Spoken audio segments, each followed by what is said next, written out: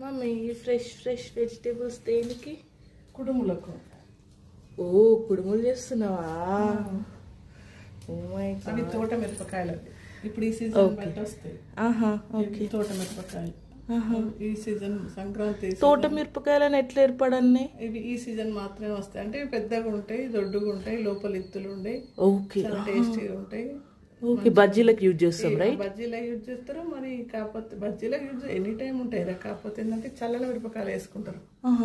ఇది పప్పుచారు వేసుకొని వేయించుకున్న దానికి బాగుంటాయి. ఇది ఉల్లాకు రైట్? దాని టేస్ట్ కంపల్సరీ టేస్ట్ వస్తుంది రైట్? దాంతో కుడుములు. ఓకే, చింతకాయలు చారు వేస్తా, పప్పుచారు చేద్దామని తెప్పించిన పచ్చింతకాయ పప్పులకు. ఓకే, బాగుంటుంది ఇది పచ్చి చింతకాయ. ఈ సీజన్ అయినా వస్తుంది. ఇది ఒలుస్తున్నావా? ఇవి అనపకాయ ఒలిచి ఇత్తులు తీసుకోవాలి. ఓకే, సో దీంతోనే చేస్తాం. ఇత్తులు మాత్రమే వేసుకోవాలి. ఈ పొట్టంతా పడేయాలి. పడేసినట్టే మనకు పాలు వస్తాయి కదా, ఆయనకి ఇచ్చేసి తీసుకుపోతాడు. ఈ పొట్టును బర్రెలు తింటాయి. ఓకే, ఈ పొట్టు వేసి కాకుండా వాళ్ళకి ఇస్తే బర్రెలు తింటాయి. వస్తుంది కదా, ఆయనకి ఇచ్చేస్తే అయిపోతుంది. ఓకే, ఈ అనపకాయ కంపల్సరీ ఒలుసుకొని పొట్టంతా పడేయాలి.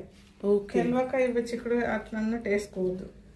సో ఇప్పుడు కొంతమంది వేసుకుంటారు, నాకు తెలియదు, ఎక్కడనో వాడతారని తెలుసు కానీ మనం వాడడం. పొట్టు ఉంటుంది. ఓకే, సో ఇప్పుడు నువ్వు అది ఏం చేస్తున్నావు? కుడుములు చేస్తాం. కుడుములకి జస్ట్ ఇత్తులే వేసుకోవాలి, ఇది వేసుకోవాలి, పొట్టంతా పడేయాలి. ఓకే, ఇప్పుడు నువ్వు ఇది వేస్ట్ కావద్దని ఆవులకి ఇద్దాం అనుకుంటున్నావు. అవును రైట్, మనకు పాలు పోస్తాడు కదా, ఆయనకి ఇచ్చేస్తావా?